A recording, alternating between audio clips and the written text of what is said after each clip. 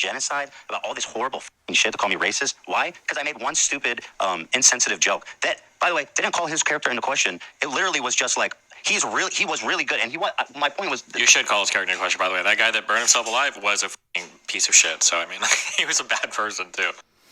That is Destiny, or as I call him, Density, or as he calls himself, Destiny. He's talking about Aaron Bushnell, the American serviceman who set himself on fire in protest of the genocide in Gaza. He also referred to that incident as funny. Now, I would not use that word funny to describe what happened. I would say there were elements of slapstick involved when the cop who confronted him tried to extinguish the fire with a loaded handgun.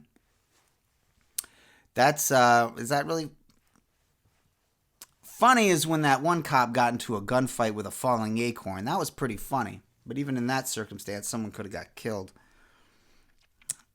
Funny to me is when is Destiny getting divorced, because there's a backstory there. He had never been with what you would call a conventionally attractive woman. Because he's what you call a professional gamer, which is another way of saying a dork. And so he bribed this woman who is from Europe, somewhere in Europe, and he bribed her with a green card and the promise of an open relationship. So she eventually left him for someone she partook in this open relationship with, and now his fans, now this is the funny part, now his fans are pretending that this was a kink of his, that he's into cuckolding, even though he's never mentioned that before in his entire career. He's suddenly into cuckolding as a means of saving face for that embarrassment. As a means of saying, oh yeah, my wife left me for another guy, but I meant to do that. That's funny to me. Funny to me is the fact that Miley Cyrus's birth name was actually Destiny Cyrus. And of course, she changed it legally to Miley because Destiny is a boy's name, I guess. I've got another clip about this Aaron Bushnell situation. And let's not forget the woman in Atlanta, by the way, who self-immolated. She survived. Her name is being kept from the public. Last I checked, she's still alive. The reason we pay attention to Aaron Bushnell and we know his name specifically is because he was wearing a Air Force uniform. It is really worrying. It is like a death cult. Like in the similar vein that the Republicans have become like a death cult. Yeah, that term death cult, such and such is a death cult. I think he kind of lifted that from the left. I've been calling capitalism a death cult online since 2018, something like that. And you could tell that he stole it because the way he's using it doesn't exactly make a whole lot of sense. The left is a death cult. Is that why the left is clamoring to end climate change? Is that why the left is fighting for Medicare for all? Is that why the left supports is fighting for abortion rights? Is that why the left is trying to end poverty? I don't quite exactly get how we're a death cult. But the people who want to commit genocide are not a death cult. You know, Johns Hopkins University is estimating that there's going to be 85,000 people dead in 6 months from disease and from starvation. But keep talking, plagiarist. With the vaccine stuff, the idea that people are cheering on. You guys didn't have video for that. I'm sorry. The idea that leftists are like cheering on the crazy dude for the self-immolation is. But we're not cheering him on because we're not the ones saying that it's funny. We're not the one claiming that it's a piece of hilarity. And the idea that it's crazy, the idea of calling this person crazy, is an idea of how could you feel so committed to this that you would sacrifice your own life. You know, in this country, around the world, we celebrate martyrdom. I mean, we have an entire religion based upon it. I mean, do you understand that Jesus was a martyr?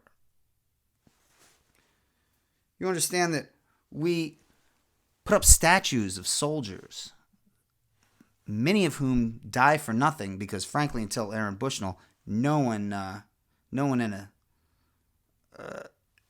an American serviceman's uniform has actually died for a legitimate cause since World War II. But we celebrate the Vietnam Memorial. A lot of those people volunteered that are on that wall, and we celebrate them in spite of the fact that they died because one country, apparently this country didn't approve of that country's economic system. Yeah, it's a likely story. Nobody even knows why they died or what they died for. So the idea that he's crazy is in and of itself crazy. There's no evidence that he was mentally ill. But the thing is somebody like Density can't quite wrap his head around the idea that someone would empathize with another group of people so much that he'd be willing to die for it.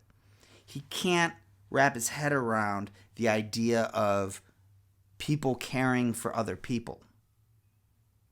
That's why Destiny questions whenever someone cries over this genocide. When Emma Vigeland cried, he said she was faking it. When Hassan Anabi cried, he said he was faking it.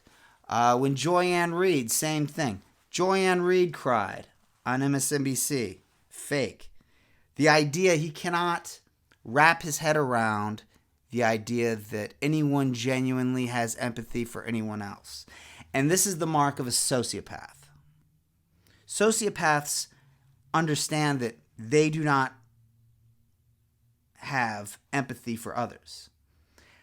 But they always take it one step further. They assume that others also lack empathy, but they're just better at faking it than the sociopath.